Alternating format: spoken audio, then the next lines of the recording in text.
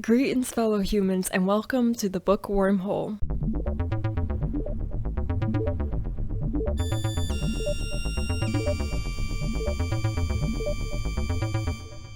Last month marked the 2-year anniversary of me being on BookTube, so to mark the occasion, I decided to do a Q&A.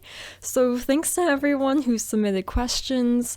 I only gave recommendations on questions that prompted me to do so, as I wasn't familiar enough with some of the askers to feel qualified to give recommendations, and then I didn't want to favor viewers that I did know better. So without further ado, let's get into the questions. From Jayla at Luminaries on Twitter, how did you first begin finding reading fun? It's hard for me to pinpoint the exact moment in my life because from a young age I was always encouraged to read. I remember even before being able to read, I still enjoyed holding and flipping through books, looking at the pictures, and telling myself stories about them. I'm also the younger sister, and growing up I always wanted to be a part of whatever my older sister was doing, and because she was a big reader, I also wanted to read books. So yeah, it just seems like one of those things that was inevitable in my life that I would enjoy reading. From Brit at BritCasJack on Twitter, what draws your attention to a new book? Are you a cover lover, or do you hold out until you're able to read the excerpt and decide? I am definitely guilty of falling for pretty covers. However, I won't buy a book just because it's pretty if the blurb doesn't interest me or if I don't like the book. I'm not about keeping an aesthetically pleasing bookshelf, which I am totally impressed by other people's beautiful bookshelves on BookTube, but mine is pretty disastrous, and that's why you never see it. However, I get most of my books based on recommendation at this point. This might sound weird, but I don't like reading blurbs on the back of the book. I don't know why. Maybe because I like going into books knowing as little as possible about them and want to be surprised, but sometimes I pick out books by reading the first sentence and seeing if I want to read on from it, which your stance on dog-eared pages. Please don't. I'm not one of those people who needs to keep my books in pristine condition. Things happen, pages get bent, covers get dinged. I've accidentally spilled water on my books before, but dog-earing pages is intentional, and eventually that page is going to rip with age after being bent. My take is books can and will get damaged over time, but we should do our best to keep them in readable condition, especially if you're borrowing a book. Please keep the damages to a minimum as best as you can out of respect for the person you're borrowing that book for. And that includes the library, because you want to keep that in as good as reading condition as you possibly can. If it's your own book, do what you want with it. As a writer, where do you find your inspiration? Mostly from nonfiction or other observations I've made about the world. That's what makes good science fiction, in my opinion, when it's a response to our world and our problems. And when it comes to creating aliens, I always look at animals that already exist. The weirder the better, and I try to shape aliens based off of the unique features, abilities, or challenges a sapient species that evolved from that type of creature might have. Disa D. Simone asks, most controversial literary/reading opinion? I think I've already said a lot of my controversial book opinions before on this channel, but the one I'm gonna go with here is I can't get into Shakespeare. The writing is just too flowery, it doesn't even feel like English anymore, and the stories are too basic to be interesting to me. I understand why people really like Shakespeare because the stories are so universal and still hold up after all this time, but I just never enjoyed any of them. And before anyone says, maybe you haven't found the right story, I have read Romeo and Juliet, Much Ado About Nothing, Hamlet, Othello, Taming of the Shrew, Macbeth, and A Midnight Summer's Dream. I've seen movie renditions, school plays, and Shakespeare in the Park, and none of it has ever gotten to me, so I think it's safe to say I have given Shakespeare a proper chance, and it just isn't my cup of tea. What's your ideal creative project? Probably something that is a bit of a challenge as well as something I can get passionate about as well. It's all about like that right level of stimulation. Danny Marie Reeds asks, what's your favorite underrated trope in your opinion? I don't know if this is underrated, it's just more something I don't see as often, as well as I don't even know if there's a specific term for it. It might be soulmates, honestly, but I really like multiple timelines or multiple universes where there's two people who just keep meeting over and over again and falling in love. I just think it's super, super cute. Good Place did that. The Space Between Worlds kind of had that. Oh, and a book I'm gonna be reviewing this month, Meet Me in Another Life by Catriona Silvey, also did that. And there's definitely more. Maybe it comes from me enjoying fan fiction where like people will write like different AUs of relationships, but I think it's so cute. So whatever that is called, that's probably my favorite trope. David Wardrop asks, who was the best actor that played Batman? I'm gonna go with Adam West, though I am interested to see what Robert Pattinson does with the character in the newest movie. I haven't seen it yet. However, I don't like how gritty Batman has gotten, especially considering its roots. Again, why I picked Adam West. This is a guy who dresses up as a bat and fights crime. I feel like superhero movies in general have forgotten who their original audience was, and that is children. I think that's definitely because the kids who grew up with these superheroes are the ones now making the movies, but are writing them with their current adult taste in mind. And I know kids are still able to enjoy superhero movies, but again, it just feels like such a departure from what the genre of superhero was supposed to be and is now too adult-oriented. Like, superheroes should be kid-oriented, but still enjoyable by adult standards, not the other way around like it is. The only movies I think manage that balance well are Into the Spider-Verse and Thor Ragnarok, because they remember to be fun and entertaining, yet still manage to have high stakes. I know you didn't ask, but that was my rant. Joan Liz Luna asks, what's the book or series that got you into reading? The first series I remember being really into, and I remember getting books from every time I went to the library, was a series called Nate the Great. And all I remember about them was that Nate would solve minor mysteries in them. But yeah, that's my earliest memory of any series I was really into. Johara from The Witchy Reader asks, what's your all-time favorite book? This is such a loaded question. I don't think I have an all-time favorite, but the book that really impacted my life was The Long Way to a Small Angry Planet by Becky Chambers. This was the book that reignited my passion for reading after college had kind of doused it out, and I can credit this book for being the reason why I now do BookTube. It showed me the type of things I want to read do exist and made me excited to try to find them, as well as I wanted to share that with others.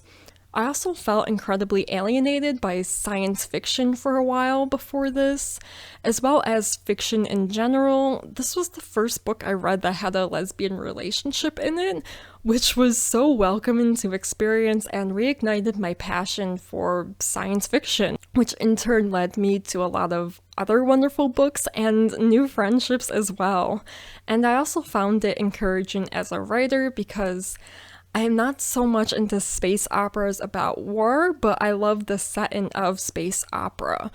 Because of this book, I decided to write a space opera myself, and thanks to Small Angry Planet, I felt encouraged enough to write my first book. So yeah, I don't know if it's an all-time favorite, but reading this book definitely had a great impact on my life, and I wouldn't be where I am today without it. What's your favorite part about writing? This is something I think Johara and I talk a lot about, but when characters speak to me as a writer or make a decision I didn't initially plan on, but ultimately leads to more compelling scenes and choices. It's moments like those that makes me feel like my characters are truly alive and that I must be doing something right as a writer. But also it feels like sometimes the story is just writing itself. Marietta from Infinitely Interesting Information asks, what meme makes you laugh no matter how many times you see it? I don't know if this counts as a meme, but that one TikTok duet that's like, it's me boy on the PS5 speaking to you inside your brain. It keeps getting stuck in my mind randomly throughout the day. As for book rec, I'm going to go with Will My Cat Eat My Eyeballs by Caitlin Doughty. It was my favorite nonfic book I read last year.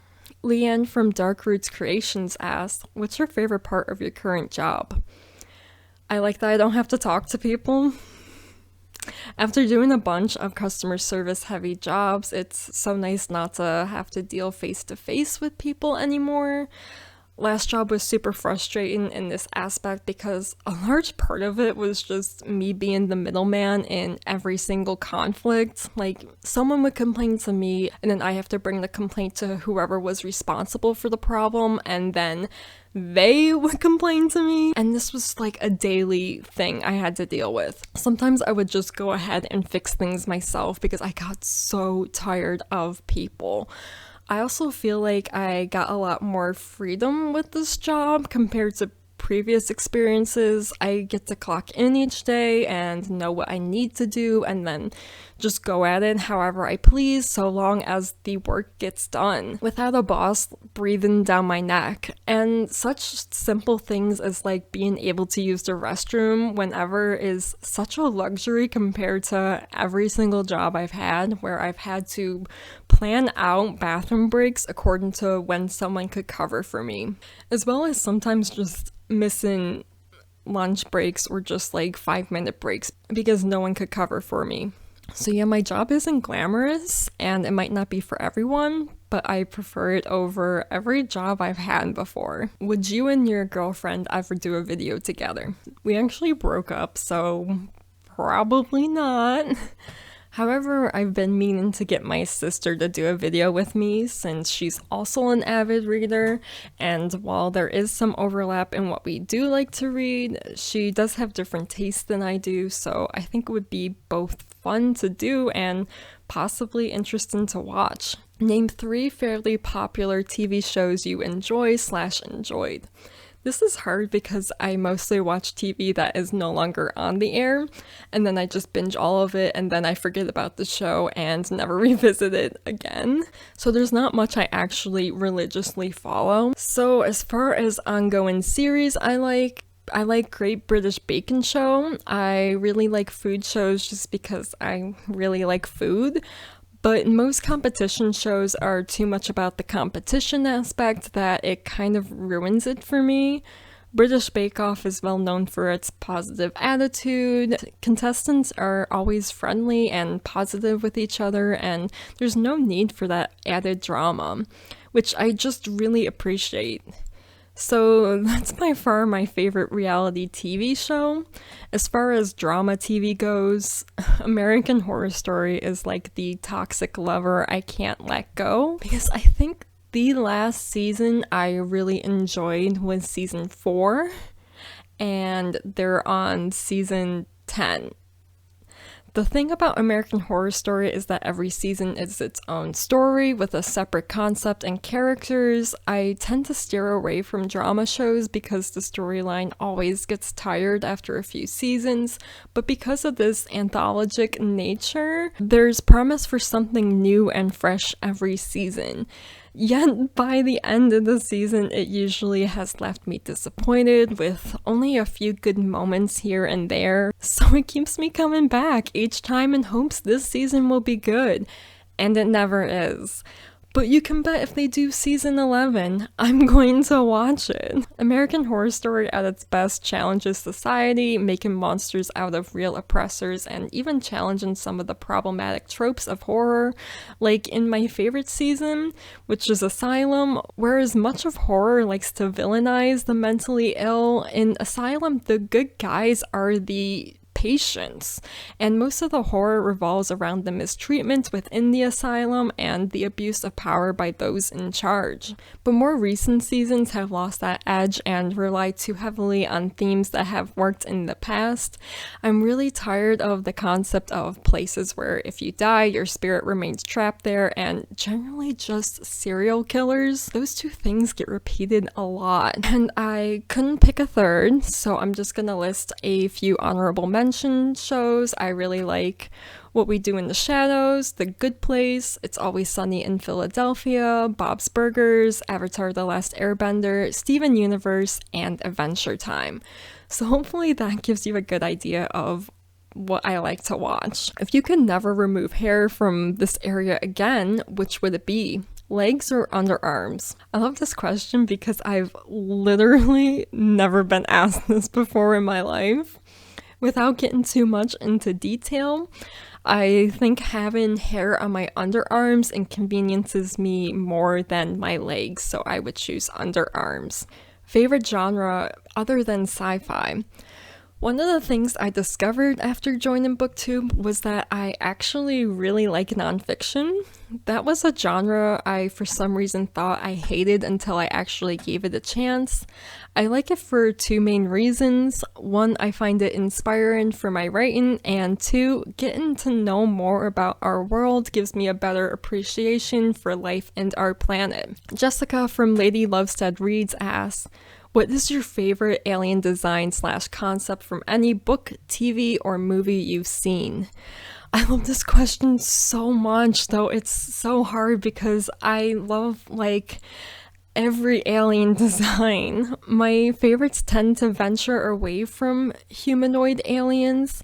Some notable favorites are the LaRue from Becky Chambers' Wayfarer series, which are these giraffe-shaped fuzzy marsupials that just sound so adorable. And the aliens called the crocodiles in Charlie Jane Anders' The City in the Middle of the Night, which I felt just really captured that non-humanoid alien society concept so incredibly well. Outside of books, I gotta cite the video game series Mass Effect for providing some of my favorite aliens as well, such as the Hanar, which I made a small felt version of, and the Alcor. The Alcor I really like because of their inability to convey emotion with their voice, as their species uses pheromones to relay tone, which only other Alcor can really detect. So they've developed this unique way of speaking where they will state their emotional intent within the sentence when interacting with other species. Details like that, which help separate aliens from humans, are my absolute favorite. If you could have any animal sidekick, what animal would it be and why? I'd want either a flock of birds or a swarm of rats that I could call upon in times of need.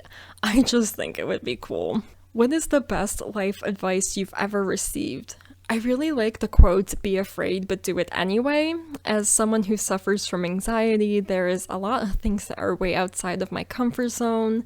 So this quote reminds me that just because I'm afraid doesn't mean I can't successfully do something, and kind of allows myself to accept my anxiety, but persist through it anyway. And for this rec, I'm going to go with The Ones We're Meant to Find by Joan Hay, which checks off both missing persons and unreliable memory, as well as is just a really cool climate science fiction and one of my favorite reads so far this year. Okay, so that's it for this Q&A video. Thanks again to everyone who submitted questions. I wouldn't have been able to do this video without the enthusiastic participation I received, and thanks to all my subscribers and everyone who has checked out my channel in the past. I'm really lucky to have had such a positive experience on BookTube so far, and I look forward to continuing to participate on BookTube in the years to come, and I hope you'll join me. Thanks for watching this video, and until next time, please stay tuned.